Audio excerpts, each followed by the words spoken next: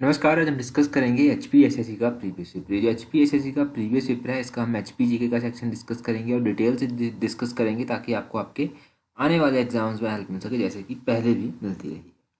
Question number 54 से हम start करेंगे। 54 में पूछा गया है, which district of Himachal Pradesh has highest population density. तो हिमाचल प्रदेश के किस जिले में उच्चतम जनसंख्या घनत्व है, जहाँ की पॉपुलेशन डेंसिटी जो है वो सबसे अधिक है, वो कौन सा डिस्ट्रिक्ट है हिमाचल प्रदेश का? हमीरपुर डिस्ट्रिक्ट है हिमाचल प्रदेश का। ऑप्शन डी जो है वो सही आंसर है। क्वेश्चन पॉपुलेशन डेंसिटी के बारे में पूछा जाता है कि हिमाचल प्रदेश की डेंसिटी कितनी है एज पर 2011 की जनगणना के अनुसार। हिमाचल प्रदेश की जो डेंसिटी है वो है 123। 123 आपको एक तो ये याद रखना है कि 123 हिमाचल प्रदेश की पॉपुलेशन डेंसिटी है। दूसरा आपको ये याद रखना है कि सबसे अधिक किसकी है? हमीरपुर की। तो हमीरपुर की डेंसिटी कितनी है ये भी पता होना चाहिए। हमीरपुर की जो डेंसिटी है वो है 407। हो सकता है आगे आगे आने वाले एग्जाम में आपसे पूछ ले जाए हमीरपुर की डेंसिटी, पॉपुलेशन डेंसिटी जो है वो कितनी है, तो वो 407 है। तो ये दो तीन क्वेश्चन यहाँ से आपके क्लियर होते हैं। तीनों क्वेश्चन को आप याद रखिए। आगे है 55 क्वेश्चन। 55 क्वेश्चन में पूछते हैं, which district of Himachal Pradesh has highest number of सब तहसील। तो हिमाचल प्रदेश का ऐसा कौन सा जिला है जहाँ पर सबसे अधिक उप तहसीलें हैं, जहाँ पर उप तहसीलों की जो संख्या है वो सबसे अधिक है। तो ऐसा हिमाचल प्रदेश का डिस्ट्रिक्ट है डिस्ट्रिक्ट मंडी। ऑप्शन बी जो है वो सही आंसर है। मंडी में जो सब तहसील हैं वो सबसे अधिक है। अब मंडी में सब तहसील सबसे अधिक है। अभी हमने कुछ दिन पहले क्वेश्चन पढ़ा था कि गोहर सब डिवीज़न जो है वो कौन से डिस्ट्रिक्ट में पड़ता है। तो गोहर सब डिवीज़न कहाँ पर पड़ता है? गोहर सब डिवीज़न जो है वो पड़ता है मंडी में। मंडी का दूसरा क्वेश्चन ये हो गया यहाँ से रिवाइज। अब मंडी की सब तहसील्स की बात करें तो मंडी में जो सब तहसीलों की संख्या है वो कितनी है? मंडी में जो है लगभग 11 सब तहसीलें हैं। ये डाटा मुझे HP मंडी की साइट से मिला, तो अभी इस डाटा को मान के चलेंगे कि यहाँ ये डाटा जो है वो सही है। तो 11 सब तहसीलें जो है मंडी में बताई गई। और अगर हम उसी तरह बात करें कि मंडी में कितने सब डिवीज़न है, तो मंडी में जो है वो 12 सब डिवीज़न है। 12 सब डिवीज़न जो है वो मंडी में आते हैं। और मंडी में तहसीलें कितनी हैं? मंडी में जो है वो 17 तहसीलें हैं इस HP मंडी साइट के अकॉर्डिंग। तो ये हमने थोड़ा सा डाटा जान लिया जो हमें साइट के थ्रू मिला। होपफुली कि ये डाटा करेक्ट होगा। जब ऑफिशियल साइट है तो साइट करेक्ट ही होना चाहिए। आगे 56 क्वेश्चन में क्या पूछते हैं, डोडरा कवार revolt took place in which year. जो डोडरा कवार विद्रोह था ये किस वर्ष हुआ था? तो अगर हम बात करें डोडरा कवार विद्रोह की तो ये हुआ था 1906 में। ऑप्शन ए जो है वो सही आंसर है। अब 1906 में ये डोडरा कवार रिवॉल्ट हुआ। अब इस विद्रोह के बारे में जान लेते हैं, फिर उसके बाद कुछ और भी इंपॉर्टेंट जानेंगे। असल में ये जो डोडरा कवार विद्रोह था ये एक किसान आंदोलन था। 1906 में ये हुआ था। हुआ क्या था 1906 में? क्या हुआ कि बुसहर रियासत के डोडरा कवार एक परगना था यहाँ का डोडरा कवार, इसमें जबरदस्त किसान आंदोलन हुआ। और इसकी जो पृष्ठभूमि थी वो किस तरह से बनाई गई, यहाँ पर एक वजीर हुआ करता था जिसका नाम था रण बहादुर सिंह। ये जो रण बहादुर सिंह वजीर था ना, इसने क्या किया, इसने बगावत कर दी और डोडरा कवार जो परगना था इसको बुसहर रियासत से जो था वो स्वतंत्र घोषित कर दिया। और जनता के ऊपर इसने क्या किया कि इसने बहुत ज़्यादा कर लगाना स्टार्ट कर दी। जनता के ऊपर जो था वो इतने कर लगा दिए गए कि जनता जो था वो उनको सहन नहीं कर पाई। अनबियरेबल टैक्सेस लगा दिए गए।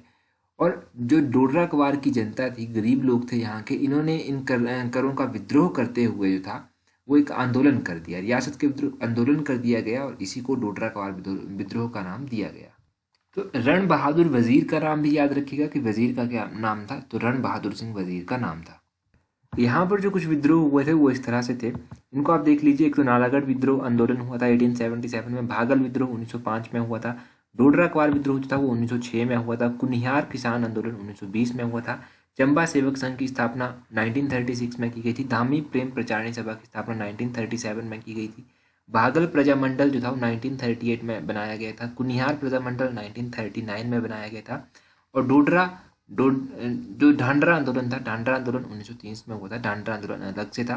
तो इन सभी को आप याद रखिएगा, ये भी इंपॉर्टेंट चीज़ें हैं, इनको रिवाइज करते रहिए। अगला क्वेश्चन देखते हैं। यहाँ पर पूछा गया है, the first governor general of India to visit India. पहले गवर्नर जनरल कौन थे जिन्होंने भारत की यात्रा की थी? देखो यहाँ पर भारत नहीं होना चाहिए था, यहाँ पर होना चाहिए था हिमाचल, क्योंकि हिमाचल के क्वेश्चन चल रहे हैं तो हम हिमाचल सही मान के चलेंगे कि हिमाचल यहाँ पर होगा। तो हिमाचल के कॉन्टेक्स्ट में अगर हम बात करें, पहले गवर्नर जनरल जिन्होंने हिमाचल की यात्रा की थी, क्वेश्चन नंबर 57 का जो है वो ऑप्शन डी सही आंसर है, लॉर्ड एमहर्स्ट। लॉर्ड एमहर्स्ट जो है वो सही आंसर है इसका। इन्होंने जो था वो सबसे पहले यहाँ यात्रा की थी। तो यहाँ से हम ज़्यादा नहीं जानेंगे क्योंकि एक तो क्वेश्चन गलत दिया गया है, ऊपर से इतना ही आप याद रखिए। आगे पूछा गया है 58 में, founder of Keonthal princely state was. तो क्योंथल राजसी राज्य जो था इसकी स्थापना किसके द्वारा की गई? तो अगर हम क्योंथल राजसी राज्य की बात करें तो इसकी स्थापना राजा गिरिसेन के द्वारा की गई थी। ऑप्शन सी जो है वो सही आंसर है। अब क्योंथल राजसी राज्य की स्थापना किसने की थी? गिरिसेन ने इसकी स्थापना की थी। ये जो क्योंथल रियासत थी इसके बारे में इंपॉर्टेंट क्वेश्चंस कुछ बनते हैं जो आपको याद रखने हैं। देखो क्योंथल के बारे में पहला क्वेश्चन तो आप याद रखिए कि इसकी स्थापना किसने की और कब की। तो गिरिसेन ने इसकी स्थापना की 1211 ईस्वी में इसकी स्थापना जो था वो की गई थी। फिरोज शाह तुगलक ने जो था वो क्योंथल रियासत को कब अपने अधीन किया? तो फिरोज शाह तुगलक ने 1379 में जो था वो इस रियासत को अपने अधीन कर लिया था। दूसरा क्वेश्चन ये बन गया। तीसरा क्वेश्चन यहाँ से क्या बनता है? तीसरा क्वेश्चन यहाँ से बनता है कि जब 1857 का विद्रोह हुआ था तो उस टाइम क्योंथल के राणा कौन थे? तो उस टाइम क्योंथल के जो राणा थे वो थे राणा संसार सेन। इनका नाम भी याद रखिए। और इनको जो था वो राजा की उपाधि भी दी गई थी जब इन्होंने हेल्प की थी, और इनको खिल्लत भी प्रदान की गई थी।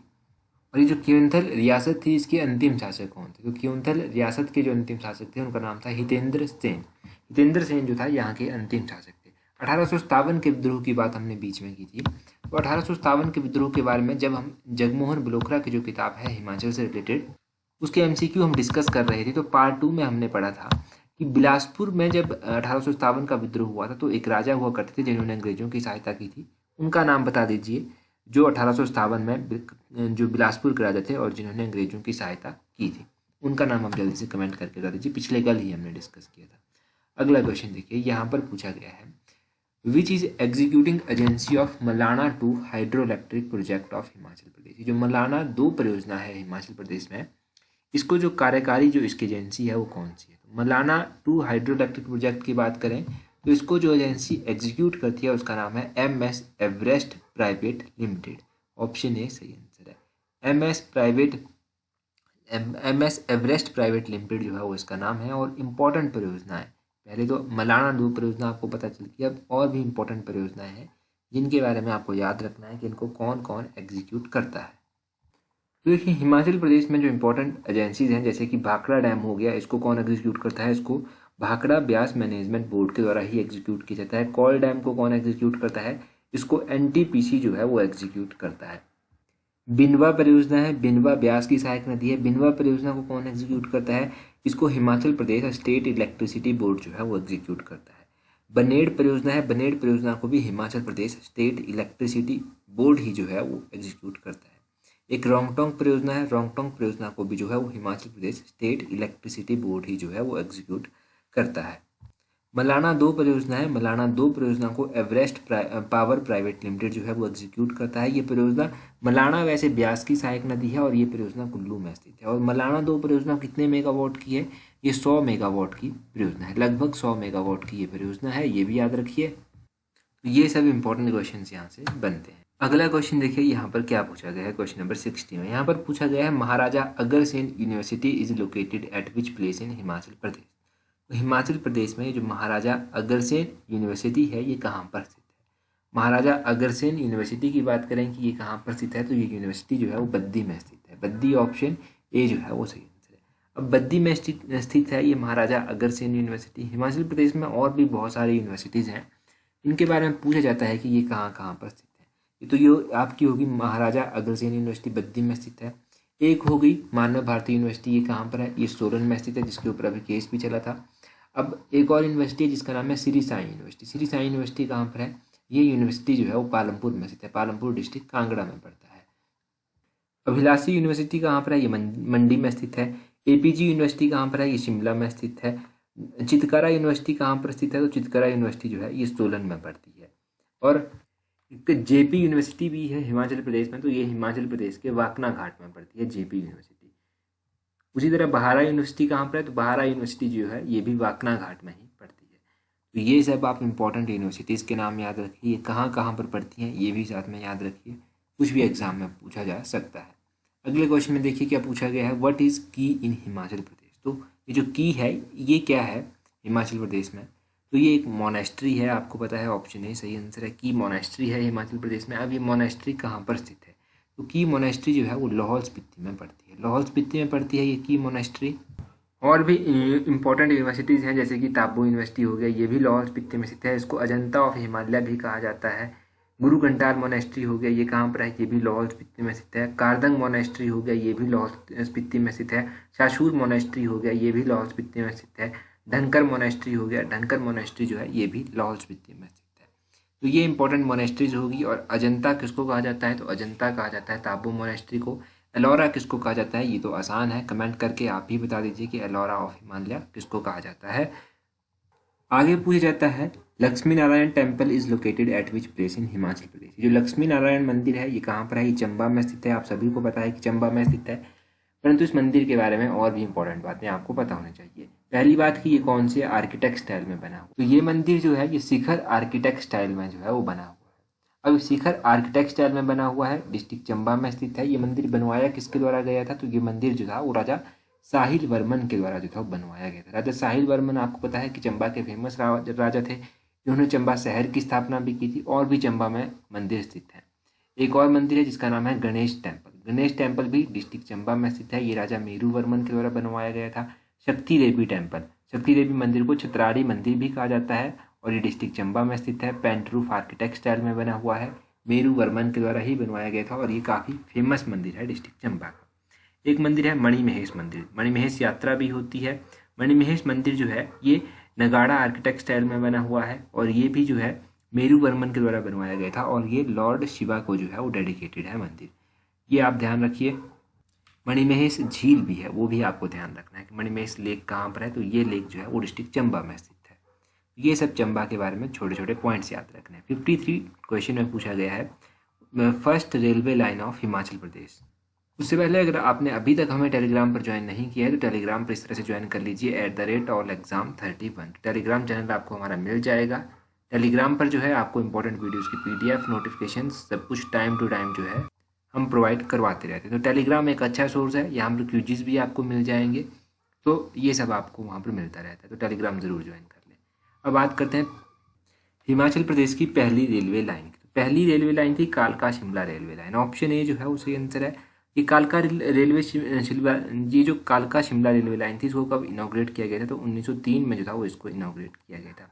1903 में इसको इनॉग्रेट किया गया था। इसको यूनेस्को की हेरिटेज लिस्ट में भी शामिल किया जा चुका है। तो 2008 में जो था इसको यूनेस्को की लिस्ट में शामिल किया गया था। ये भी याद रखिए। इसमें जो ओरिजिनली इसमें सुरंगें हैं वो कितनी हैं, वो 103 टनल्स हैं ओरिजिनली इसमें, ठीक है। तो ओरिजिनली याद रखिए कि इसमें कितने टनल्स हैं। बाकी जो है बाबा भालकू राम के बारे में भी याद रखिए। बाबा भालकू राम ने जो था वो काफ़ी हेल्प की थी अंग्रेज़ों की इस पूरे के पूरे रेलवे ट्रैक को बनाने के लिए। उन्होंने अंग्रेज़ों को सही रास्ता दिखाया था कि यहाँ से आप रेलवे लाइन जो है वो बना सकते हैं। एक हमारे पास पठानकोट जोगिंदरनगर रेलवे लाइन भी है। ये रेलवे लाइन जो है वो 113 किलोमीटर है, और ये जो अपनी कालका शिमला है ये 96 किलोमीटर है। ये जो पठानकोट जोगिंदरनगर है इसकी कंस्ट्रक्शन 1926 में स्टार्ट हो गई थी, और 1929 में इसको ट्रैफिक के लिए खोल दिया गया था। इसमें 993 नंबर जो है वो टोटल ब्रिजेज हैं। तो ये सब आप याद रखिएगा दूसरे रेलवे लाइन के बारे में, जो काफ़ी इंपॉर्टेंट है। अगर आपको ध्यान हो तो पठानकोट जोगिंदरनगर रेलवे लाइन के बारे में मैंने आपको बताया भी था एक दिन। इस सारण परियोजना जब बन रही थी तो सारण परियोजना को बनाने के लिए जो सामान चाहिए था वो इतने दूर से सामान आना था, तो उस सामान को लाने के लिए जो था वो स्पेशली इस रेलवे लाइन का जो था वो निर्माण किया गया था, ताकि सामान जो है वो ईजिली जो है वो जोगिंदरनगर तक पहुंच सके, और यहाँ पर सानन पावर हाउस का जो है वो निर्माण किया जा सके। और ऑब्वियसली यही थ्योरी रही थी, ये रेलवे लाइन बनाई गई, और इसके बनने से जो था सानन परियोजना भी पूरी हो गई, और लोगों को एक सहायता भी मिल गई, लोगों को एक सुविधा मिल गई। तो ये थे आज के इंपॉर्टेंट क्वेश्चन। आज की वीडियो में इतना ही काफ़ी है। So that's all for today. Thank you very much for watching and listening it very patiently.